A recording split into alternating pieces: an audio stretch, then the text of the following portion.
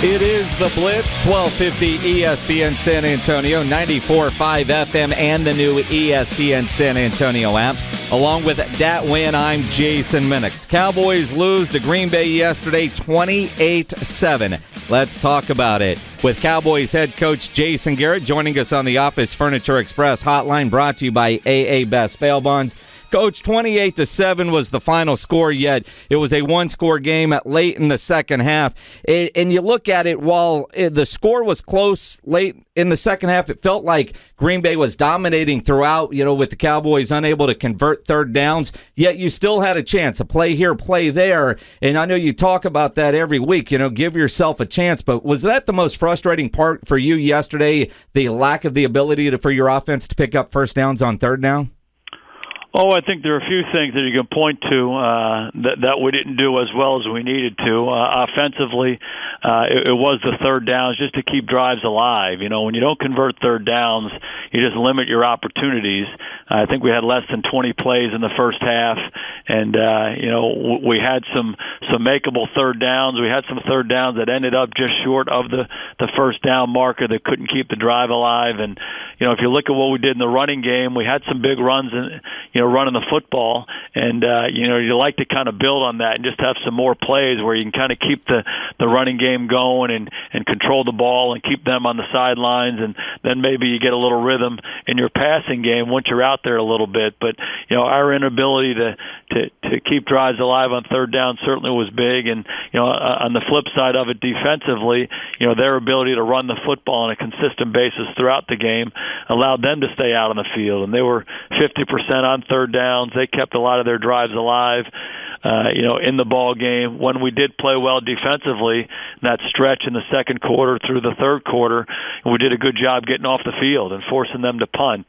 But ultimately, even though it was a one-score game with less than 5 minutes to go, we weren't able to do the things necessary at the end to get the stop we needed to get off the field and go get a chance offensively. And Coach, you just mentioned, even on third downs, you would complete a pass, but it was just short of the marker, and then you end up having to punt. And fans always react to that. Why not run a route to the sticks at least? If it's 3rd and 7, why run a 5-yard route? Well, oftentimes that happens. Obviously, you have more than one receiver in the pass pattern, and many of the routes do go beyond the sticks. And sometimes the guy you have to get the ball to is the underneath guy. And, sometimes defenses do a good job playing the sticks or playing those deeper routes, and you have to check the ball down. But, you and I both know that it's not ultimate Frisbee. It's football, and you can't run after the catch. And a lot of times you do throw the ball short of the sticks. And, we've seen Cole Beasley and Jason Witten and our running backs make a ton of first downs where they've caught it short. So, unfortunately, we weren't able to be as consistent as we needed to be in those third down situations. Missed a short yardage that we needed in a coming out situation, and you add that to some of the other misses that we had. Unfortunately, you get off the field, and they do such a good job, possessing the football. Their quarterback's outstanding. They had their running game going. So challenging for us. Missed opportunities when you don't cash in on third down. Yeah, and then another one you cash in is on that red zone, the first possession. You guys drove down there to the 1 yard or the 3 yard line, and unfortunately came up with a turnover. How difficult is that for a team to overcome? It really becomes a 14-point swing there when they come back and they scored, Coach. How is that difficult for you guys to keep it really intact when things like that happen? Well, it was a great first drive for us. We had the big run by McFadden to get us down there and close, and they made a good stop on first down, and then opportunities on the next 2 downs. They pressured us and brought everybody, and just weren't able to convert those.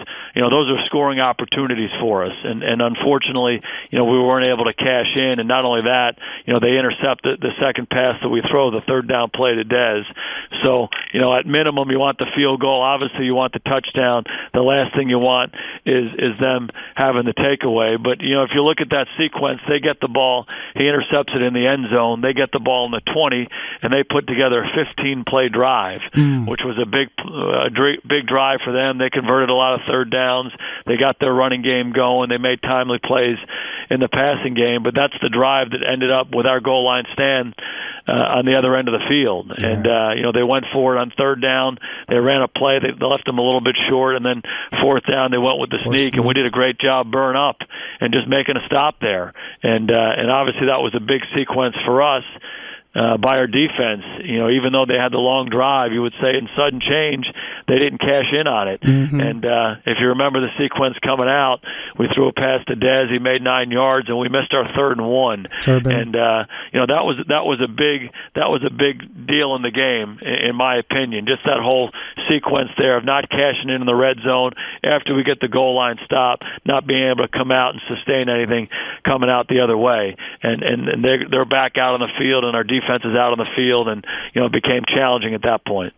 Dallas Cowboys head coach Jason Garrett with us here on ESPN San Antonio, and you just mentioned failed to get the 3rd and 1. They said during the broadcast yesterday, it was kind of an unbelievable stat when I heard it. The Cowboys 7-18 in 3rd and 1 situations, worse than the NFL, which is kind of surprising because of the offensive line that you guys have. Last year had the title of best offensive line in football. What is different with this offensive line this year where it's so hard in red zone situations and short yardage situations to convert?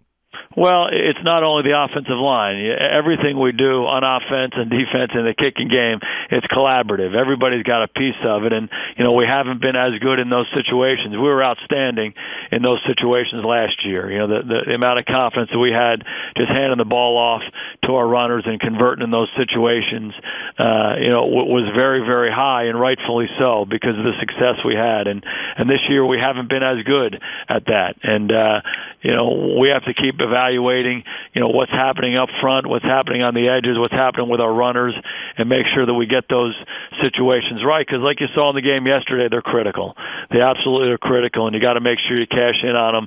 And, we didn't do that. We did a good job defensively on a couple occasions, preventing them from converting their 3rd and 1s, their short yardage situations, and that's really, sometimes you say, it's one play in a ball game, but those situations are critical, and you have to be good in those areas, and we got to certainly improve, both offensively and defensively to win those situations.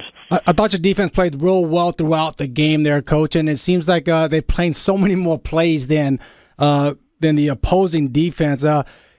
How are you going to help this defense? Because it seems like they played almost 30 plays more than your offense did. Are you planning to do some more things differently to help the defense? Because it seems like the defense played so well, then late in the game, they just wear it down at the end. Yeah, well, that certainly happened. And when you're on the field for 80-plus plays, that is going to happen. And, ultimately we weren't able to make the stops at the very end of the ball game to keep the thing competitive throughout. But, you're right. It's a team thing. It all works together. Offensively, we have to do a better job executing and keeping drives alive and giving ourselves some scoring chances.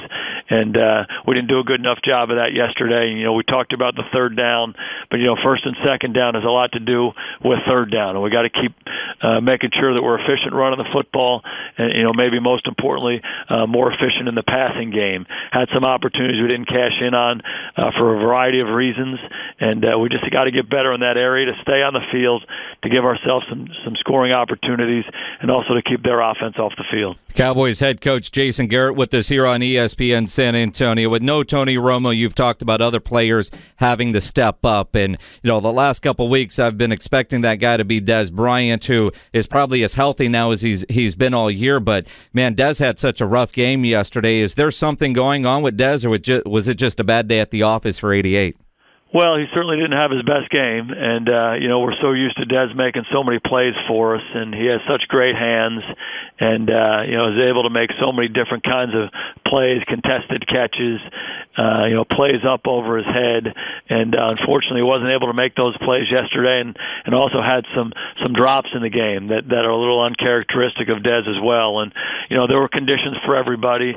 The field was a little bit slick, the ball was wet, the rain was persistent throughout the game, but everybody has to play under those conditions. And Dez would be the first one to tell you that he's got to play better. He's going to work hard this week, so he does play better. Once we get back to our stadium and play against the Jets on Saturday night. Coach, I know you guys watched the film on the plane ride home last night.